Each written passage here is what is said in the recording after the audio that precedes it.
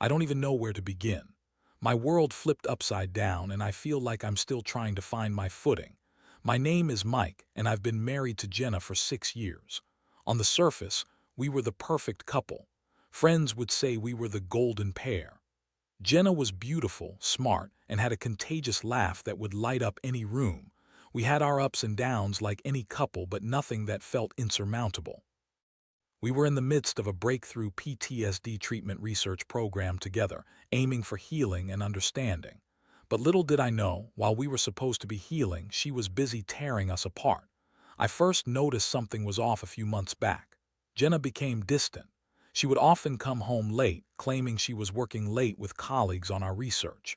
At first, I believed her. I figured with the pressure of the project, she was just overwhelmed. But as the weeks turned into months, my gut started to twist. She'd change her routine without telling me, dress differently, and when I tried to talk to her about it, she'd just brush me off with a snarky comment or an eye roll. "You're being paranoid, Mike," she'd say, and I'd just nod, dismissing my own instincts. Then came the night that shattered everything. I was cleaning out our shared office space, trying to organize the chaos of papers and books. In the back of the drawer, I stumbled upon a small, pink notebook. It didn't belong to me, and it certainly wasn't Jenna's handwriting. Curiosity got the better of me, and I flipped it open. Inside, I found entries detailing secret meetings, affection, and intimate moments that made my stomach churn. It was clear as day this was about someone else. I could hardly breathe as I read the words that painted a picture of betrayal. I confronted her that night, my heart pounding in my chest. "Jenna, we need to talk," I said, trying to keep my voice steady. She was in the kitchen, pouring herself a glass of wine, blissfully unaware of the storm brewing inside me. When I placed the notebook on the counter, her expression changed instantly from relaxed to defensive. "Where did you find that?" she snapped, her voice sharp. I could see the wheels turning in her mind, trying to formulate a lie. "Doesn't matter where I found it. What matters is what's in it. Are you cheating on me?" I asked, not ready for the answers that would come next. She opened her mouth, but nothing came out at first. Then, as if trying to gather her composure, she said, "You're being ridiculous, Mike. That's just some creative writing exercise, I swear." She laughed, but it sounded forced, hollow. I could see it in her eyes. She was lying. I wanted to scream, to shake her and make her see the truth, but I knew that wasn't going to help either of us. As she continued to deflect, I felt a whirlwind of emotions crash over me: disbelief, anger, confusion. How could she? How could she lie right to my face after all we had been through together? My heart raced and I felt like I was losing control. "Is this about the project? Are you having an affair with someone at work?" I pressed, desperation creeping into my tone. Jenna's demeanor shifted. The laughter faded and she crossed her arms, her expression hardening. "You're being paranoid. You think I would betray you like that. Just because I'm busy with my life doesn't mean I'm cheating, Mike." Her words felt like daggers in my heart. I wanted to believe her, but I couldn't shake off the weight of the evidence in my hands. Suddenly, her phone buzzed, and like a reflex, she reached for it. I caught a glimpse of the screen, a message from someone named Jake. My blood ran cold. "Who the hell is Jake?" I demanded, my voice rising. She hesitated, and in that moment the facade shattered. "He's just a colleague, okay? We're working on research. You know how it is." I could feel the anger boiling inside me, but also a deep sadness. We had spent countless nights dreaming of our future, sharing our secrets, and now here I was, facing the reality that our relationship was built on a crumbling foundation of lies. As the confrontation continued, Jenna threw out excuse after excuse, trying to make her unfaithfulness sound trivial. "You don't understand, Mike, the pressure. It's been too much. This is about our research." All I could think was how she had taken something so sacred and turned it into a weapon against me. How could I ever trust her again? I wanted to scream, to cry, but I felt numb. I realized this wasn't just about betrayal, it was about the foundation of our life together. And that was the moment I knew this wasn't going to just be a simple resolution. This was going to take time, introspection, and a reckoning with my own feelings. I needed to figure out what I wanted. What would I do next? I thought I knew who Jenna was, but clearly I had been living in a fantasy. The reality of our relationship was starting to sink in, and I felt utterly lost. The days that followed the confrontation were surreal. I felt like I was walking through a fog, and every time I tried to take a step forward, the weight of Jenna's betrayal pulled me back down. It was hard to focus on anything else. Work was a blur, and my friends noticed something was off. I found myself avoiding social gatherings. How could I explain what was happening? "Oh, I'm fine, just going through some stuff with my wife." Felt like such an inadequate statement when the truth was a knife. In my heart, Jenna and I didn't talk much in those early days. In the house, an invisible wall had risen between us, and each time I glanced at her, I felt a mix of anger and sadness. Her attempts to engage with me felt forced. "Are you okay, Mike?" she would ask, her voice tinged with a hint of feigned concern. I could see she was trying to gauge my reactions, looking for a way to regain control of the narrative. I wanted to scream at her. How could I possibly be okay? But instead, I would simply nod, keeping my feelings locked away. I couldn't shake off the memories of us together, the laughter, the inside jokes, the moments of vulnerability we had shared during therapy sessions. We were supposed to be working toward healing together, and now I felt betrayed and lost. It was confusing and heartbreaking. The person I thought I knew was slipping away, and all I had left was this fragmented version of our life.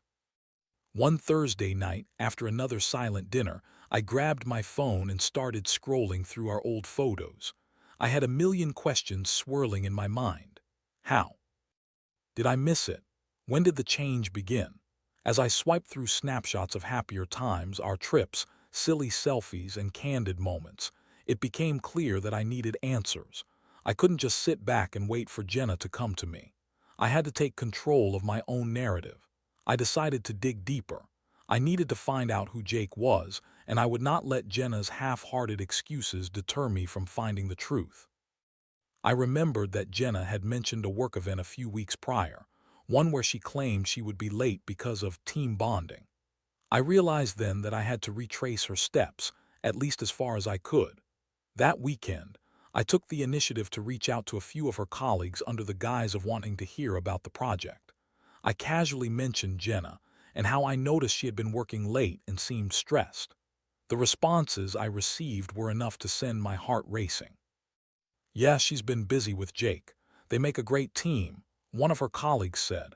I gritted my teeth, feeling the blood drain from my face. "What do you mean?"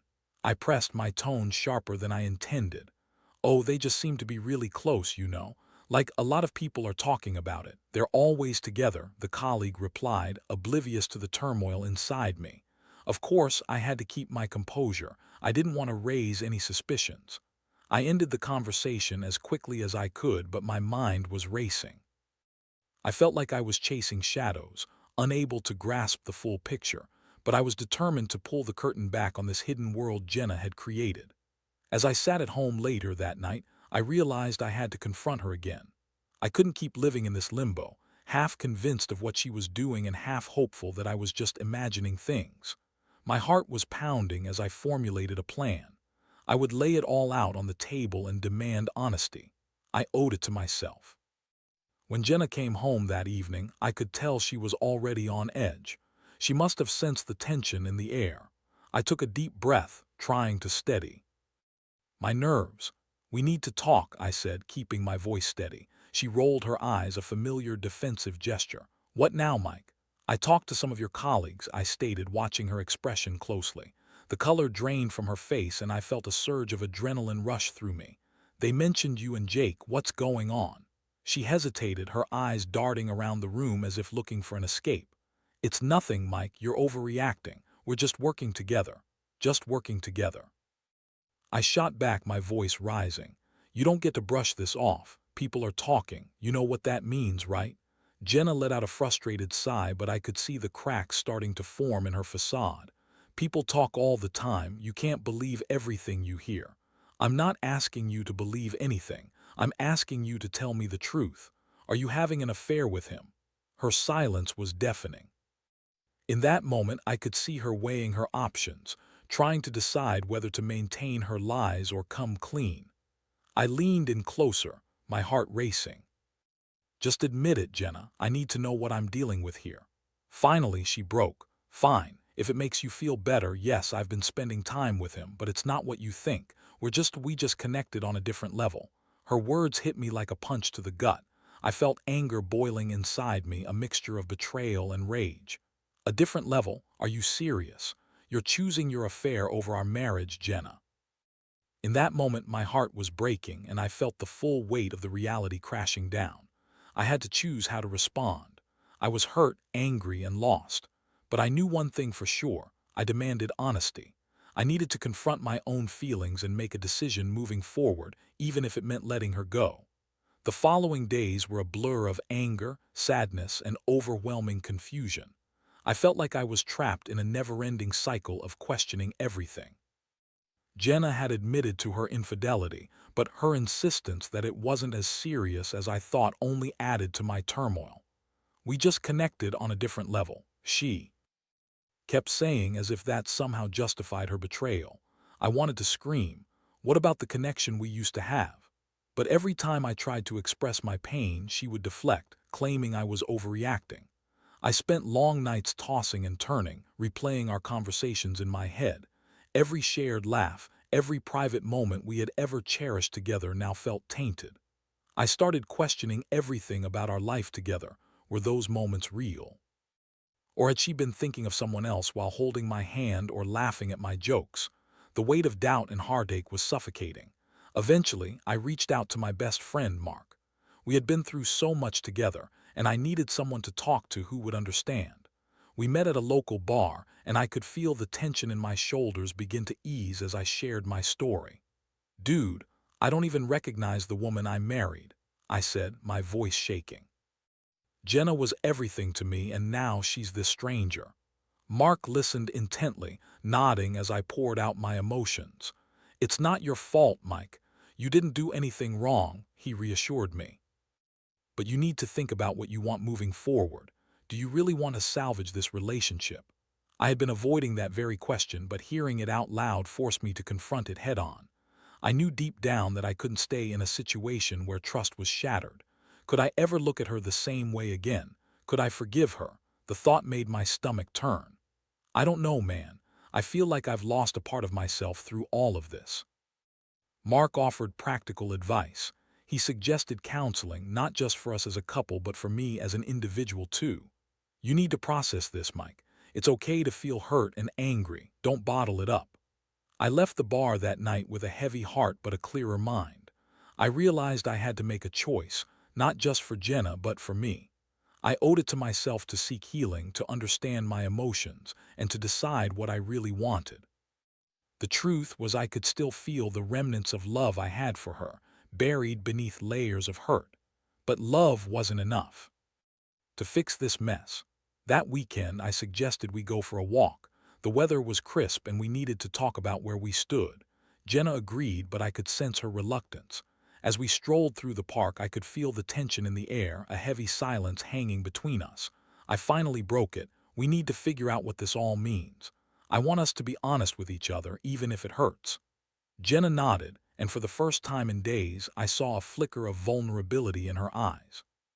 Sorry, Mike, I let my feelings get in the way. I thought it was just a crush, but it turned into something else. I never wanted to hurt you. Her words felt hollow. That's the thing, Jenna. It's not just about what you wanted. You made a choice to betray me, and now I'm left picking up the pieces. I could see her struggle to find the right words, and for once I could tell she was genuinely remorseful. I never meant for any of this to blow up. I loved you, but I got confused. I'm willing to do whatever it takes to make it right. I took a deep breath, feeling the weight of her words linger in the air. What does that even mean? Can you take back the hurt you caused? How can I trust you again? I'll go to counseling with you. I'll be transparent. I'll cut off all communication with Jake. I promise, she said, her voice trembling. Her promises hung in the air like a delicate thread. Part of me wanted to believe her, but the other part was still reeling from the betrayal. Jenna, it's not just about cutting him out of your life. It's about rebuilding trust. I don't even know if I can do that right now. I watched as her face fell. What are you saying? She asked, her voice small. I'm saying that I need time. I need to figure out if I can forgive you. I can't just jump back into what we had without knowing if it's real anymore. Her eyes flashed with pain, and I felt a pang in my heart. In that moment, I realized that this was as much about my healing as it was about her making amends. I had to prioritize my well-being and not get swept into her emotional whirlwind. "Okay," she said softly, tears brimming in her eyes. "I'll give you space, but please don't give up on us, Mike." As I walked away from that conversation, I felt both liberated and crushed. I had made the decision to take a step back, to prioritize my healing journey. But it felt like I was standing on the edge of a cliff, unsure of whether I should leap into the unknown or retreat into the safety of the familiar. The emotional impact of the confrontation and our subsequent dialogue had left me reeling. I was faced with the gut-wrenching reality that I had to process my feelings without losing myself in the chaos of our tumultuous relationship. I had to seek clarity, not just for Jenna, but for my soul. I reached out to a therapist, someone I could speak to about my pain and confusion. It was time to explore my feelings, my trauma, and my boundaries. I had to heal. And as I started to take those necessary steps, I realized that while I had loved Jenna deeply, I had to prioritize my own recovery. It was a hard truth, but it was one I needed to embrace if I ever hoped to move forward, whether that meant mending our relationship or letting her go for good. In the weeks that followed, I immersed myself in therapy and began to confront the emotional whirlwind that had become my life. The therapist, Dr. Green, was a calm presence in the chaos, guiding me through my feelings of betrayal, anger, and sadness. Each session peeled back layers of my pain, and slowly I started to understand that I had to prioritize my own healing. "Mike, it's important to recognize that your feelings are valid," Dr. Green said during our second session. "You've experienced a deep violation of trust. It's okay to be angry, to feel lost.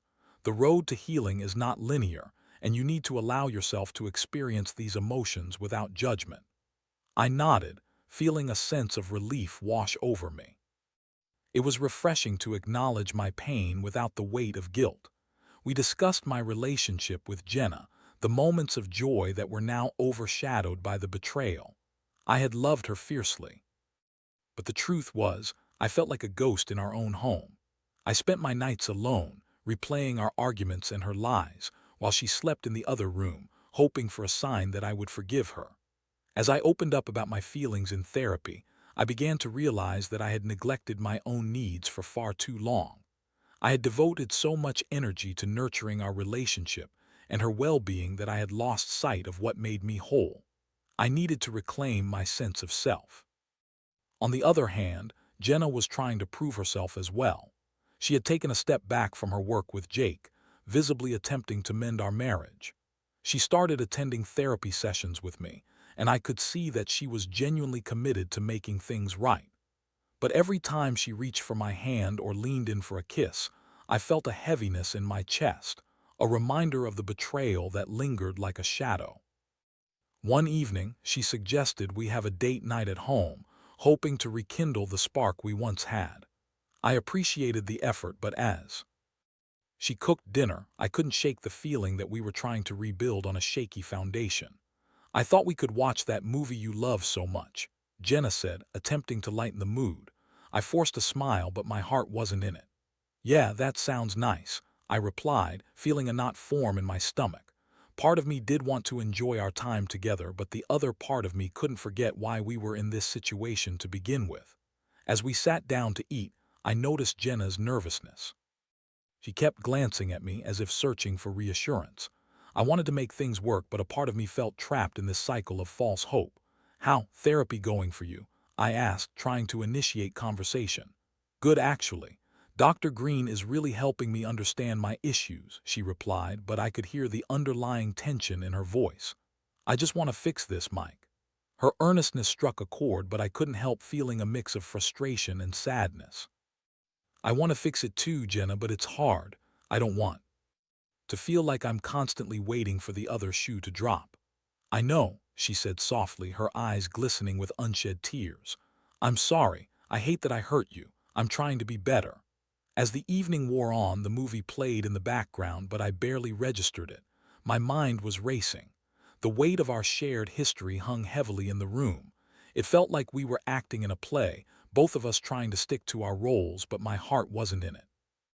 I didn't know how to find joy in what we used to have when the current reality felt so painful. Later that night, after the dishes were cleared and the remnants of our meal were put away, Jenna reached out to me. "Can we talk about us?" she asked, her voice barely above a whisper. I took a deep breath, preparing myself for another round of heavy emotions. "I think we should, but I need to be honest," I said, my gaze locking onto hers. "Of course. I want you to be honest," she replied, her expression earnest. "Right now it feels like we're just going through the motions. I want to believe that we can get through this, but I need reassurance. I need to know that you're committed to being transparent with me," I said, letting the words spill out. "It's hard for me to move forward when I feel like the past is always lurking." "I understand. I'll do anything to show you how committed I am. I want to rebuild your trust," she said, her voice cracking. "I just need you to meet me halfway, Mike. I can't do this alone." Her plea stirred something inside me. I realized that while I wanted to protect myself, I also wanted to give her a chance. Perhaps we could rebuild this bridge together, even if it felt fragile. "I'm willing to try," I responded cautiously, "but I need to be transparent about my own emotions too. I can't pretend everything is fine when it's not." "Then let's be honest with each other," she said, her eyes brightening. "I promise to communicate openly. If you need space, I'll give it to you. I just want to work on this together." As the conversation shifted, I felt a flicker of hope. I realized that while the road to healing would be long and filled with challenges, we could still take steps forward. But we both needed to be willing to put in the effort to face the uncomfortable truths of our relationship. That night, as I lay in bed, I reflected on the conversation. I felt a mixture of hope and fear. I could see the possibility of healing if we both committed to radical honesty. It wouldn't be easy, but I was beginning to understand that recovery required transparency about my feelings, her actions, and our future. I closed my eyes, allowing myself to dream of what might be possible, even amidst the uncertainty. I knew I had to take it one day at a time, but for the first time in a long while, I felt a glimmer of hope that perhaps we could rediscover the love that had once held us together, even if it was now wrapped in the complexities of our realities. As the weeks continued to unfold, Jenna and I embarked on a cautious yet hopeful journey of rebuilding our relationship. Every therapy session brought us face to face with our vulnerabilities, and I was surprised at how much I was learning about myself in the process. Dr. Green helped me articulate my feelings, and I began to understand that healing didn't mean erasing the hurt. It meant confronting it head-on. Jenna was making an effort as well. She attended her sessions diligently, and each week, she seemed more committed to breaking down the walls that had formed between us. I could see her trying to understand her own motivations, the reasons she let herself get swept away by Jake. We explored her fear of intimacy and her tendency to seek validation outside our marriage. It was a painful process, but it was one we were committed to navigating together. One evening, as we sat in the living room, Jenna surprised me by pulling out a box of old mementos. "I found this while cleaning," she said, her voice filled with nostalgia. "I thought it might be nice to relive some of our memories." Curiosity piqued. I watched as she opened the box. Inside were letters we'd written to each other during our early days, ticket stubs from concerts, and photos from vacations. The sight of those artifacts stirred up a whirlwind of emotions: joy, longing, and yes, even pain. "Remember this?" Jenna held up a photo of us on our first trip together, both grinning ear to ear, carefree and full of hope. We were so young and in love. "Yeah," I replied, my voice barely above a whisper. "We were." As we sifted through the memories, I couldn't help but feel a sense of bittersweetness. It was a reminder of what we had before everything changed. I felt a pang in my heart. While I wanted to cherish these moments, I also couldn't ignore the hurt that lingered in the background. "Mike, I know I messed up," Jenna said, her voice trembling. "But I want to remember why we fell in love in the first place. I want to get back to that place." Her sincerity struck a chord. I wanted that too, but I also needed to express the complexity of my feelings. "I want to remember those moments, Jenna, but it's hard. I don't want to be stuck in the past, but I also can't ignore the present." "I get that," she said, her brow furrowing. "What can I do to Help you? It was an important question, one I had been dreading but knew I had to answer. I need reassurance. I need to see consistent effort from you. I need to feel safe again, both emotionally and physically. She nodded, tears spilling down her cheeks. I will do whatever it takes, Mike. I promise to be open and honest with you. I'll cut off all contact with Jake and focus on us. As we sat in the dim light, we shared a moment of raw vulnerability. I could feel the weight of her words settling in the air between us. It was a long road ahead, but it was one I was willing to navigate if it meant finding a path back to each other. That night, as I lay in bed, I felt a shift within me. I was beginning to understand that healing was not just about forgiveness. It was about rebuilding. It was about the small, consistent actions over time that would slowly help me trust her again. I resolved to let her show me her commitment, but I also recognized that I had to communicate my boundaries clearly. A few days later, as Jenna was preparing breakfast, I decided to bring up something that had been on my mind. Jenna, I think we should set some boundaries. If we're going to move forward, we need to be clear about what that looks like. She paused, looking thoughtful. Absolutely. What do you have in mind? I want us to check in more often, like daily check-ins, just to talk about how we're feeling, what's on our minds. I think it will help us stay connected and accountable. I think that's a great idea, she said, her enthusiasm evident. I'm all in, Mike. I want to be there for you and help us heal. As we talked, I could see her sincerity. It felt good to know we were both invested in making our marriage work.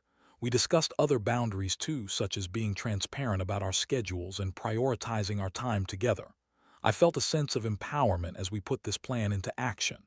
But even amidst these positive changes, the shadows of doubt still lingered. I had moments of insecurity, where fear crept in, whispering that Jake might still be lingering in the background, that he could reemerge. At any moment, I had to remind myself that healing wasn't linear and it was okay to have ups and downs. One afternoon, I received a text from Mark checking in on me. I hadn't spoken to him in a while since I'd been focused on my journey with Jenna. His message read, "Hey man, how's everything going? I've been thinking about you." I took a moment to respond, wanting to convey the complexity of my feelings. It's a work in progress. Jenna and I are trying to rebuild, but it's challenging. I still have a lot of mixed emotions. Mark replied quickly, "That's completely understandable. Just remember to prioritize yourself, okay? You deserve to feel secure and happy." His words resonated deeply with me. I knew I had to keep my own emotional well-being at the forefront as we navigated this journey together. I needed to advocate for myself while also giving Jenna the opportunity to prove her commitment. As the weeks turned into months, I gradually found clarity in my feelings.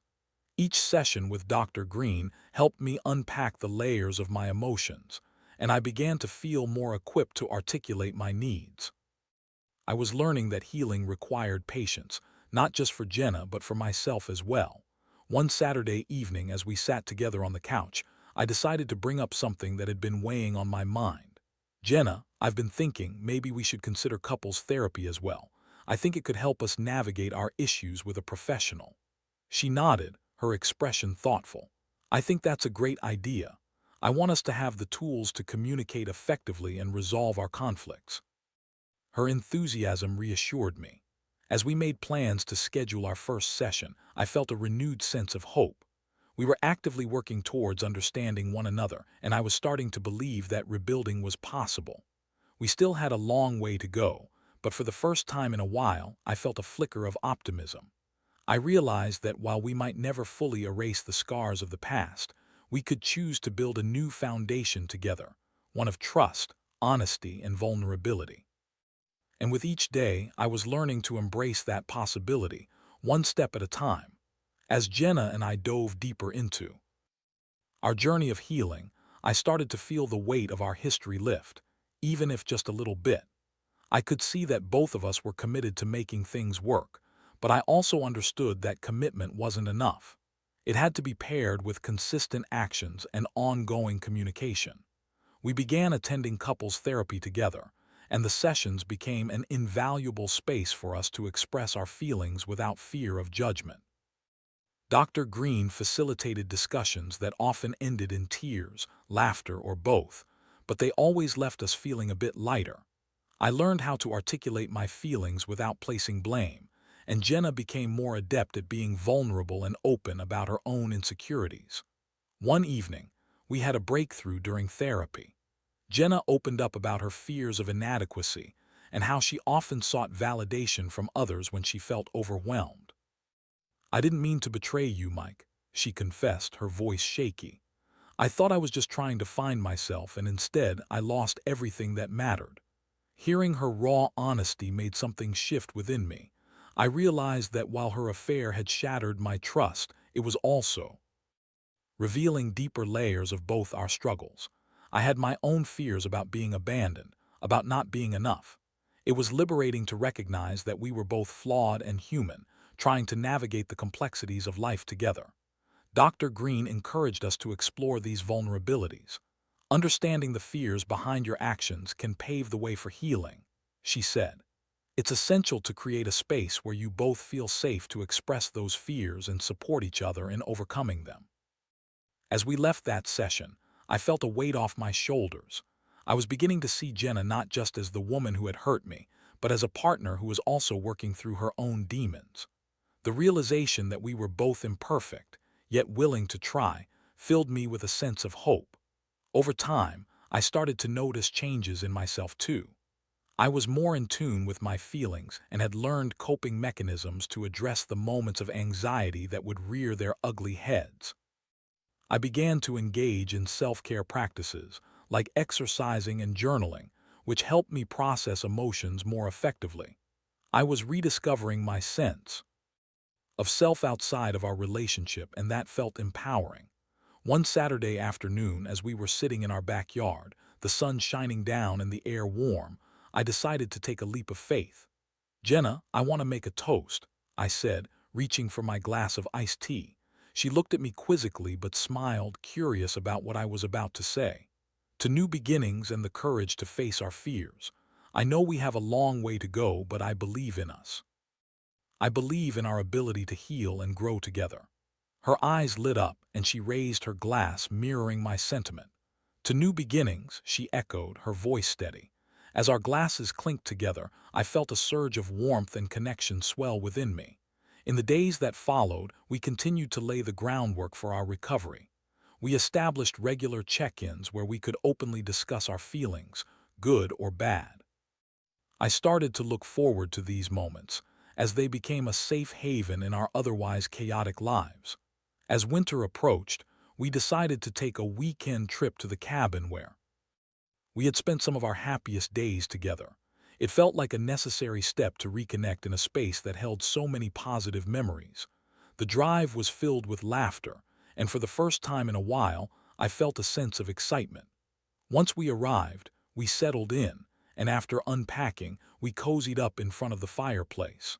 The crackling of the logs and the warmth of the flames created an inviting atmosphere.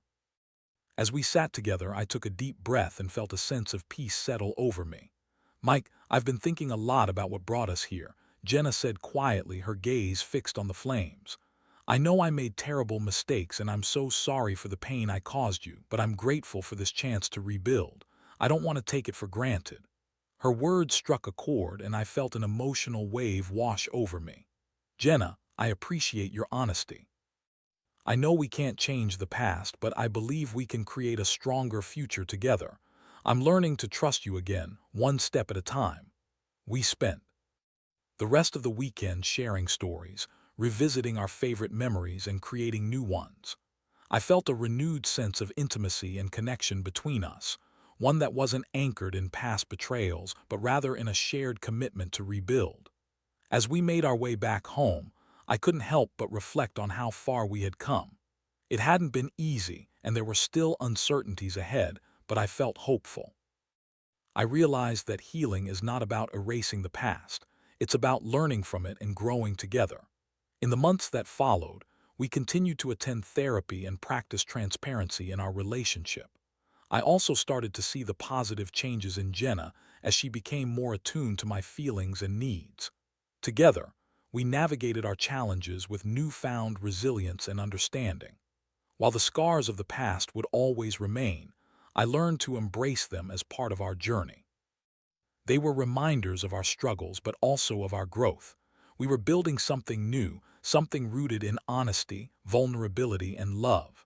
As I reflect on this journey, I realize that healing is a continuous process, one that requires patience and dedication. I've learned, too, be kinder to myself and to Jenna as we navigate this path together. In the end, love is not just about the good times. It's about facing the storms and emerging stronger on the other side. I'm grateful for the opportunity to rebuild, and I can finally look forward with hope. Together, we are learning to embrace our imperfections, forging a bond that, while tested, is undeniably resilient. And for that, I am thankful.